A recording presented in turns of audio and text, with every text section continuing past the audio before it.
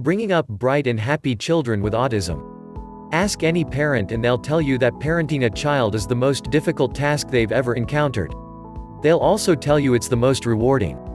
Parenting a child with autism, however, can be a little more stressful. It can also be just as rewarding. The key to bringing up bright and happy children with autism is to love and nurture them, as you would any child.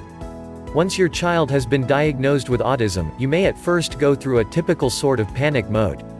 One of the first things you may want to do is set up counseling for yourself to help you deal with any negative feelings you are having about your child. This can help you in this overwhelming time. You may also want to do some research on your own regarding autism, as it will help you to understand what you may expect with your child. When you start researching, you'll, of course, want to start with your child's pediatrician. They can certainly help to point you in the right direction. There also may be support groups in your area, and you'll find that parents of children with autism can help you deal with this initial period, as well as being a great source for information.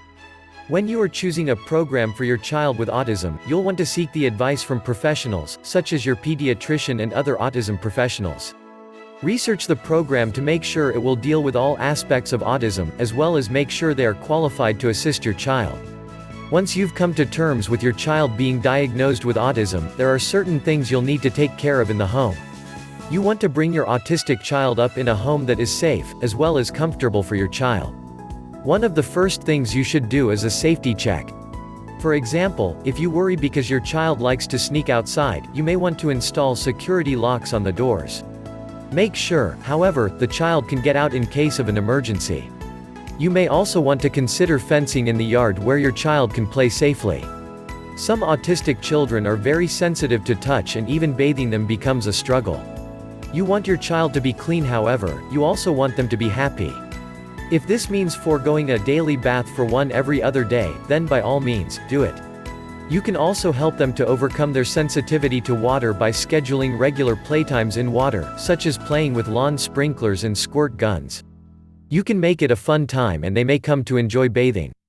Most importantly, provide your child with activities at home, as well as outside the home. They may not want to participate in all of them, but it is important for your child to be treated as if they are included. Don't leave your child home when going out for dinner.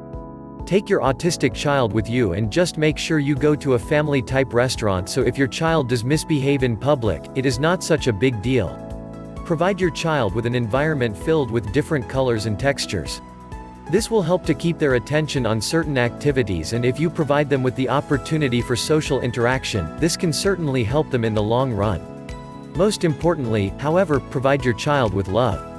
Even if your autistic child does not like to be touched, there are other things you can do to let them know you love them. Talking with your child, even when you don't feel they are listening, is important to their development. Tell them how much you love them, whether they respond in turn or not.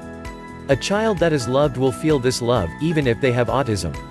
Thank you for watching. Please don't forget to like and subscribe to my channel, and please click on the bell so you'll be updated on my next video.